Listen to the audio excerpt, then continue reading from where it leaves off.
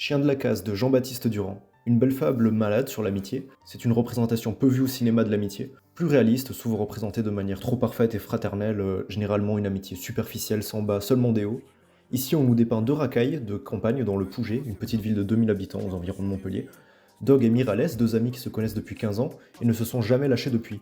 Les deux s'ennuient et s'occupent comme ils peuvent. Miralles passe son temps à bully Dog, le rabaisse sans arrêt et lui dit qu'il ne serait plus rien sans lui. Il le prend pour son chien, son pseudo n'est pas anodin. Miralles est la grande gueule du duo, Dog est timide, très peu loquace, et se laisse rabaisser sans se défendre depuis des années. Les deux ont lâché leurs rêves et traînent ensemble sans trop savoir ce qu'ils font encore ensemble. Ils pensent être dépendants l'un de l'autre parce qu'ils se sentent obligés de rester amis par défaut, pas parce qu'ils s'entendent bien mais parce qu'ils se connaissent depuis longtemps. Miralles harcèle Dog et quand il se confie à lui, Dog ne l'écoute pas. La communication a disparu, les deux se délaissent mais sont attachés l'un à l'autre, tant ils sont seuls l'un sans l'autre. Tout le monde a connu ce type d'amitié, cette relation qu'on garde, mais avec qui on n'a plus rien en commun, ayant pris des chemins différents, juste parce qu'on se connaît depuis plus d'une décennie et qu'on n'ose pas y mettre fin. C'est là tout l'enjeu du film, la mise à mal de leur amitié par l'arrivée d'Elsa, qui devient la copine de Dog.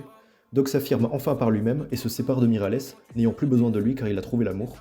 Et Miralles est vraisemblablement jaloux, ayant tout l'air d'avoir des sentiments pour Dog, tant la tension sexuelle est visible et palpable au début du film. Tout ça rend leur relation quelque peu pathétique, particulièrement le personnage de Miralles, Raphaël Quenard, dont la performance renforce les bouffonneries du personnage, si détestable et arrogant qu'il en devient ridicule et très drôle par moments, à l'image d'un OSS 117 par exemple, tant il y a de matière à se moquer de ce harceleur subissant sa solitude, avant de démontrer sa fidélité envers Dog jusqu'à la fin, en lui sauvant la vie au prix d'un grand sacrifice, que je ne spoilerai pas. Miralles a beaucoup de défauts mais il est fidèle, car il a besoin de Dog et non l'inverse. Il a beau le rabaisser, il le défendra autant qu'il le peut, et Dog se rendra bien compte qu'il n'a que lui pour le défendre. Tout cela se ressent et n'a jamais besoin d'être dit.